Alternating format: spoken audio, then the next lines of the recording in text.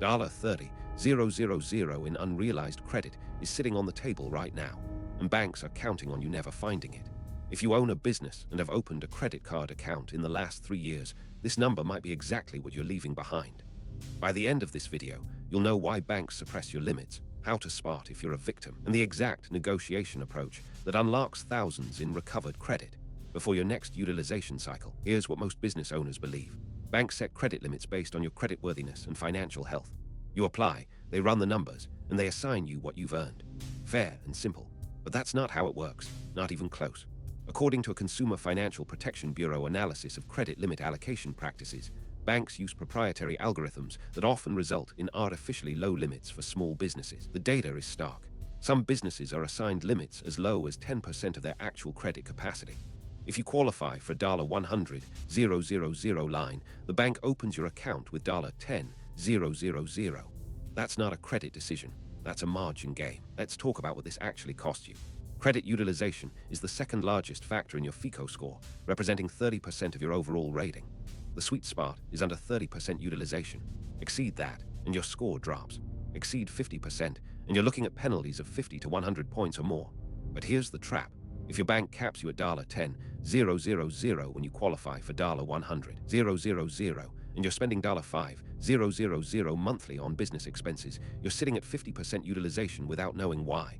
That's not a spending problem, that's a credit limit problem. Your score takes the hit. Your approval odds on future loans drop. Your refinancing rates get worse. And the cashback you're losing, that's the second layer of damage. A business spending $5,000 monthly on a 2% cashback card earns $1,200 annually. But if utilization penalties are crushing your score from 750 to 680, you've just disqualified yourself from premium cards offering 3%, 4%, or even 5% on category spend. The math, you lose $600 to $2,400 per year in cashback alone, just from score suppression. Over 5 years, that's $3,000 to $12,000 in lost rewards. Now, how do you know if this is happening to you? 3 red flags. First, your credit limit is less than 10% of your reported annual business revenue. Second, you opened the account less than 3 years ago, and the bank has never raised your limit, not once. Third, your utilization is consistently above 40%, even though you're not overspending.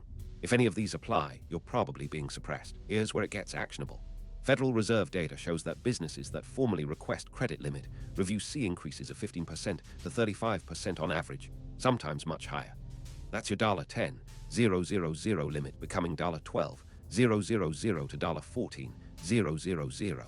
But strategic negotiators who document payment history, revenue growth, and business credit improvements often see increases of 50% or more.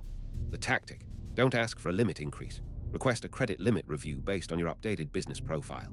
Provide 3 things: last 2 years of tax returns showing revenue growth, a statement showing 12+ months of on-time payments, and a 1-sentence note that your business has grown and your credit needs have evolved. Send it certified mail or through the online account portal with a timestamp. The bank has 30 days to respond.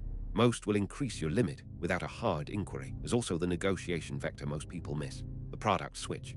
If your current card issuer is being stubborn on limit increases, open a second business card with a competitor while your score is still reasonable, before suppression gets worse. Many issuers front-load limits for new cardholders to win your business. That $15,000 new card, combined with your existing $10,000, gives you $25,000 in total available credit.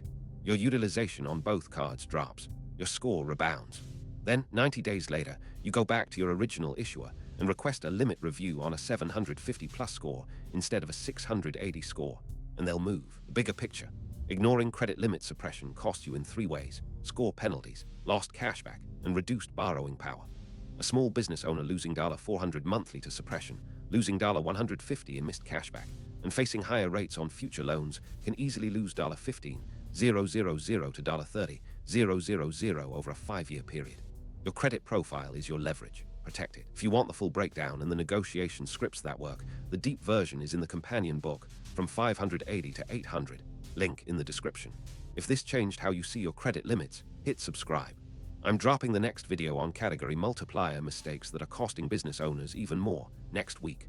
Ring the bell so you don't miss it. What's your biggest takeaway here? Are you being suppressed?